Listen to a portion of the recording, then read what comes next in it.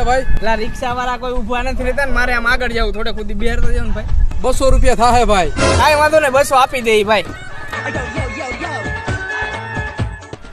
ભાઈ થોડીક વાર ઉભા રહ્યો હું આવું પણ પૈસા દેતો જા ભાઈ મારા ભાઈ પાસેથી લેતો હું પૈસા આ લેતો જા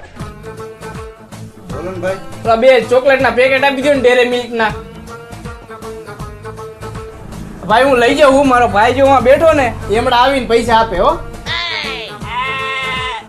હા વાંધો નહીં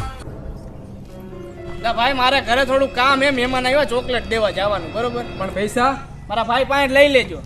કઈ નહીં હો હા વાંધો નહીં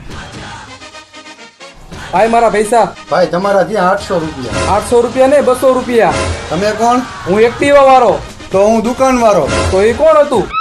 ઈ તમને બેને ચૂનો લગાવવા વાળો. આવા માણસો રહી અહીંયા